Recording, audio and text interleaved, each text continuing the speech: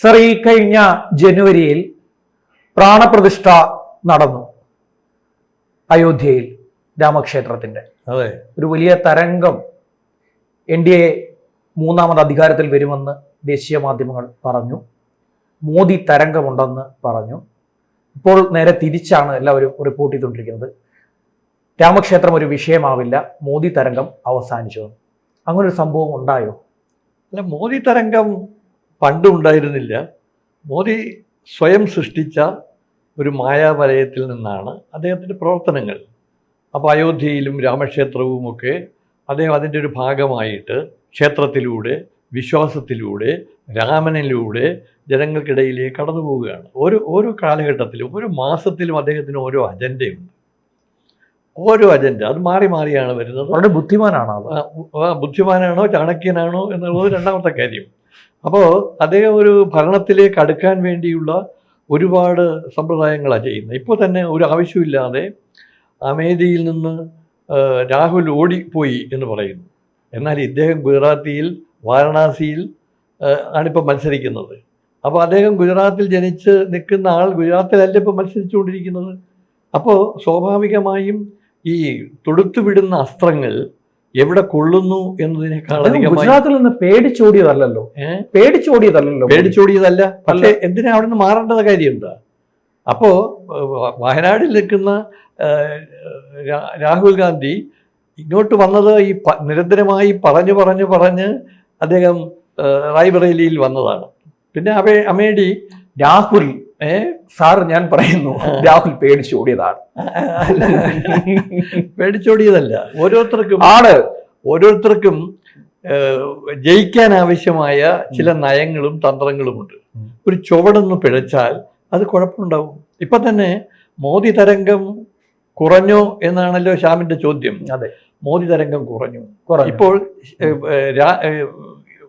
കേജ്രിവാൾ രംഗത്ത് വന്നതോടെ ഒരു ഷൂട്ടിംഗ് സ്റ്റാർ പോലെ അദ്ദേഹം ജ്വലിച്ചു നിൽക്കുകയാണ്.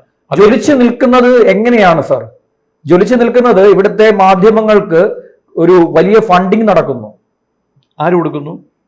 അത് പറയാൻ പറ്റുന്ന കാര്യമല്ലല്ലോ. അല്ലല്ല, ഫണ്ടിങ് എന്ന് പറഞ്ഞു കഴിഞ്ഞാൽ കേജ്രിവാളിന് വേണ്ടി ഫണ്ടിങ് നടക്കുന്നു. ഇപ്പൊ തന്നെ ഖാർഗെയുടെ വിമാനം പരിശോധിക്കുന്നു. എന്നാൽ പലരുടെയും വിമാനം പരിശോധിക്കുന്നു. ധനസ്രോതസ്സിനെ കുറിച്ച് ചർച്ച ചെയ്യുന്നു. ED അന്വേഷണം നടത്തുന്നു. എന്നാൽ ഇവരുടെ ആരുടെയും BJPയിലുള്ള ആരുടെയും വീടുകൾ സെർച്ച് ചെയ്യുകയോ ED ആക്രമിക്കുകയോ വാഹനങ്ങൾ പരിശോധിക്കുകയോ ചെയ്യുന്നില്ല. സർ, UP ഉള്ള സമയത്ത് ഏത് കോൺഗ്രസ് നേതാവിന്റെ പരിശോധിച്ചിട്ടുണ്ട്? UP ഉള്ള സമയത്ത് ഏത് കോൺഗ്രസ് നേതാവിന്റെ പരിശോധിച്ചിട്ടുണ്ട്? അല്ല, കോൺഗ്രസ് നേതാവിന്റെ പരിശോധിച്ചില്ല എന്ന് മാത്രമല്ല, മറ്റുള്ളവരുടെയും പരിശോധിച്ചിട്ടില്ല. അധികാരത്തിലിരിക്കുന്ന ആരും ചെയ്യുന്നില്ല. അല്ല, ആരും അത് ചെയ്യുന്നില്ല. അന്ന സമ്പ്രദായമില്ല. അങ്ങനെ പോയി ആക്രമിച്ച് അവരെ നല്ല വഴിക്ക് നയിക്കാനൊന്നും പറ്റത്തില്ല. അപ്പൊ UPA ഗവൺമെന്റിന്റെ കാലഘട്ടത്തിൽ ഇത്തരം ഒരു പ്രവർത്തന ശൈലി മാറി മറിഞ്ഞുകൊണ്ടിരിക്കുകയാണ്. ഇപ്പൊ മോദി തന്നെ ഓരോ മാസവും ഓരോ അജണ്ട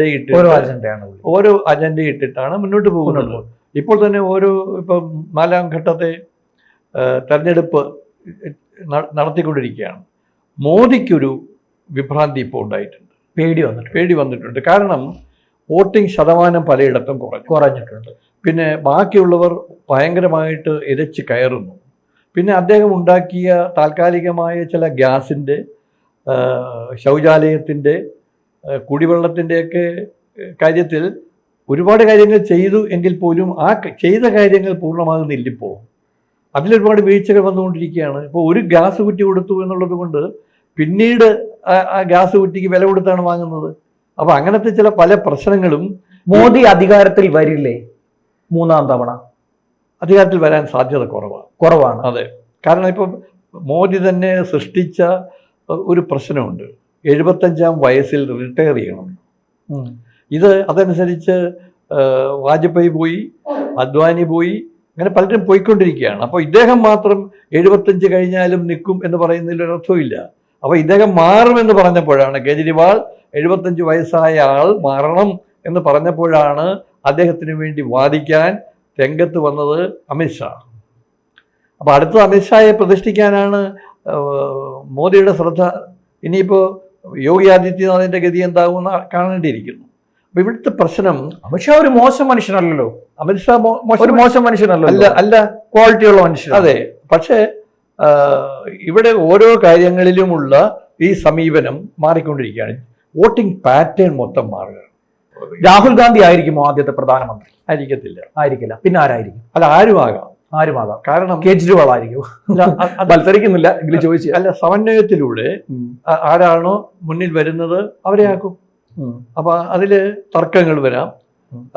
പിന്നെ ഈ ചതുരംഗ പലകയിൽ കരുക്കൾ നീക്കുന്നത് പോലെ ആരെ നിർത്തിയാൽ കൂടുതൽ ഇമേജ് ഉണ്ടാക്കാൻ കഴിയും എന്നതിനെ കുറിച്ച് ആലോചിക്കണം. പിന്നെ മോഡി ഗ്യാരണ്ടി എന്ന് പറഞ്ഞുകൊണ്ട് നടത്തിയ ഒരു പ്രഹസനമുണ്ടല്ലോ, എന്ത് വലുതായിരുന്നു. ചുമ്മാ ഗ്യാരണ്ടി എന്ന് പറഞ്ഞു. അപ്പോൾ എന്ത് പറ്റി? കേജ്രിവാൾ ഇങ്ങോട്ട് വന്നിട്ട് 10 ഗ്യാരണ്ടിയും കൊണ്ട് വന്നിരിക്കുകയാണ്.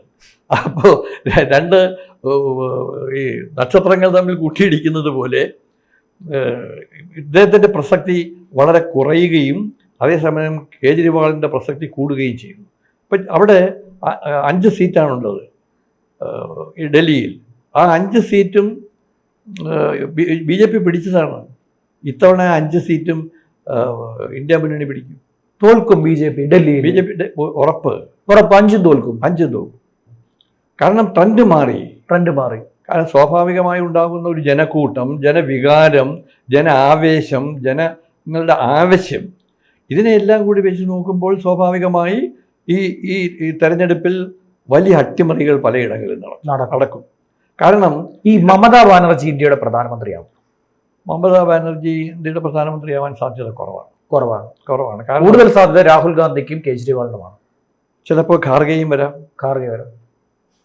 കാരണം ഇതിനകത്ത് ഈ സമവായത്തിലൂടെ വരുന്ന ഒരു സ്ഥിതിവിശേഷമാണല്ലോ. മമത എപ്പോഴും വഴക്കാളിയാണ്. എപ്പോഴും വഴക്കാളിയാണ്. ആരോടും പടവെട്ടും. ഇപ്പൊ തന്നെ അവരുടെ ചിഹ്നം തന്നെ ഒരുമാതിരി, അല്ല, അവരുടെ ഒരു നമ്മൾ പറയുമ്പോൾ കമ്പ് കല്ല് കാഞ്ഞിരി കുറ്റി എന്തിനോട് ഉടക്കും. പിന്നെ ഗവർണറെ തന്നെ അവര് പുകച്ചുകൊണ്ടിരിക്കുകയാണ്. പെണ്ണ് കേസ് വന്ന് അദ്ദേഹത്തെ ഒരുപാട് തരത്തിൽ വളഞ്ഞ് ചുറ്റി ആക്രമിച്ച് ശിക്ഷിക്കപ്പെടാൻ പോകുന്ന തരത്തിലേക്ക് പോവുകയാണ്. അപ്പോൾ ഇവിടെയൊക്കെ ഉണ്ടായ മറ്റൊരു സംഭവ വികാസം, ഗവർണറും മുഖ്യമന്ത്രിയും തമ്മിൽ പൊരുത്തപ്പെടാതിരിക്കുന്ന കേരളം, പൊരുത്തപ്പെടാതിരിക്കുന്ന മദ്രാസ്, തമിഴ്നാട്, പൊരുത്തപ്പെടാതിരിക്കുന്ന ഒരുപാട് സ്റ്റേറ്റുകളിൽ ഈ പ്രശ്നമുണ്ട്. സാർ, ഒരൊറ്റ കാര്യം അവസാനമായിട്ട്, രാഹുൽ ഗാന്ധി എപ്പോഴെങ്കിലും ഇന്ത്യയുടെ പ്രധാനമന്ത്രി ആകുമോ? ആകും. ഇത്തവണ ആകത്തില്ല. ആകില്ല. ഈ 5 വർഷം, 5 വർഷത്തിൽ ഒരിക്കലാകാം, എപ്പോഴെങ്കിലും ആയേക്കാം. അപ്പോൾ മോദി തരംഗം എന്ന് പറയുന്നത് ഈ തെരഞ്ഞെടുപ്പോട് കൂടി കുറയും എന്നാണ് എൻ്റെ വാദം. മോദി ഇത്തവണ അധികാരത്തിൽ നിന്ന് പോയി കഴിഞ്ഞാൽ പിന്നെ എപ്പോഴെങ്കിലും അധികാരത്തിൽ അദ്ദേഹം തിരിച്ചു വരുമോ? പ്രായത്രയൊക്കെ ആയി. അല്ല, മോദിക്ക് വരണമെന്നില്ല. മോദി രണ്ടാമത് വന്നുകൊള്ളണമെന്നില്ല. ചിലപ്പം അമിത്ഷാ വരാം, യോഗി ആദിത്യനാഥ് വരാം.